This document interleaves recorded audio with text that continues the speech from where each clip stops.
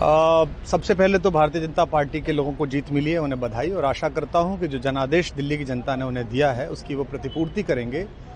और वे सब आम आदमी पार्टी के लाखों करोड़ों कार्यकर्ता जो अन्ना आंदोलन से आए, जिनके बहुत ही निश्चल, निष्पाप और बड़े भारत की राजनीति को बदलने के सपने की हत्या एक निर्लज्ज, नीच, मित्रहंता, आत्ममुग्ध और चरित्रहीन व्यक्ति ने की, उसके प्रति तो क्या संवेदना। दिल्ली को उससे मुक्ति मिली। और मैं ये जानता हूं कि अब जो आम आदमी पार्टी में लोग बच गए थे सत्ता के लोभ में, लालच में, पदों के लिए, उस पैसे के चक्कर में, वे सब भी अब वापस जाएंगे, लौटेंगे, कुछ अपने व्यवसायों में लौटेंगे, कुछ पार्टियों में चले जाएंगे।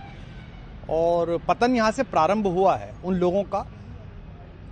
मेरे लिए कोई प्रसन्नता का और दुख का विषय नहीं है, मैं बीच में खड़ा हूँ। प्रसन्नता इस बात की है कि करोड़ों लोगों ने आशा लगाई थी, करोड़ों लोगों ने, लोग अपनी नौकरियां छोड़ के आए थे, व्यवसाय छोड़ के आए थे, दुश्मनियां ली थी लोगों ने।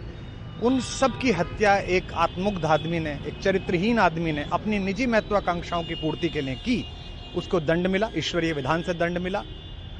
प्रसन्नता इस बात की भी है कि न्याय हुआ।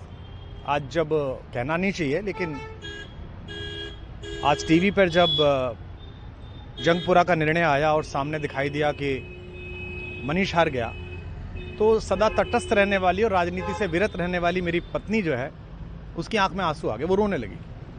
क्योंकि उसी से उसने कहा था कि अभी तो है ताकत, और उसने कहा था भैया ताकत सदा तो नहीं रहती। तो ये अहंकार आशा करता हूँ अगले लोग नहीं करेंगे, जो बाकी दल है वो नहीं करेंगे, इससे सबक लेंगे। और दिल्ली के नागरिकों को मैं अच्छे शासन के लिए बधाई देता हूँ। अब भारतीय जनता पार्टी अपने नेतृत्व में सरकार बनाकर दिल्ली के जो दुख थे पिछले 10 वर्ष के, उन्हें दूर करे। और आम आदमी पार्टी के समस्त कार्यकर्ताओं को कहता हूं कि आपने जिस किसी भी लोभ लालच में, सब कुछ जानते हुए एक ऐसे व्यक्ति के समर्थन में काम किया जिसने अपने मित्रों की पीठ में झुरा घोंपा, गुरु को धोखा दिया, अपने साथ कंधे से कंधा मिला के लड़ने वाली महिलाओं को अपने घर लाके पिटवाया, अपनी निजी सुख और साधन के लिए जनता का पैसा खर्च किया, अब उससे आशा लगानी छोड़ें, अब बाहर निकलें, अपना अपना जीवन देखें। मुझे राघवेंद्र सरकार राम की कृपा मिली, जिनका ये घर है, जिनकी कृपा से मैं यहाँ खड़ा हूँ। मुझ पर कृष्ण कृपा हुई कि मैं इस निर्लज्ज सर्कस से बाहर आ सका। मैं उन सब से भी अच्छे भविष्य की कामना करता हूँ कि वो कोई गंदगी ना फैलाएं कहीं भी, वो लौट जाएं अपने शिविरों में।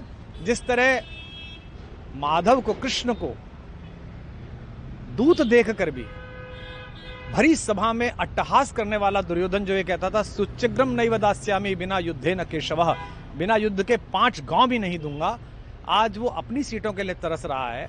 और मुझे पता है कि इस दुर्योधन का अंत भी टूटी हुई जंघा के साथ बड़ा ही दारुण होगा। और भारतीय राजनीति एक कलंकित अध्याय के रूप में इस बौने दुर्योधन को और इसके दरबार के तमाम शकुनियों को याद करेगी। मैं उनकी मुक्ति की कामना करता हूं कि ईश्वर उन्हें इस दुख से बाहर निकाले। और समस्त लोगों को बधाई देता हूं कि चलिए अंततः न्याय हुआ।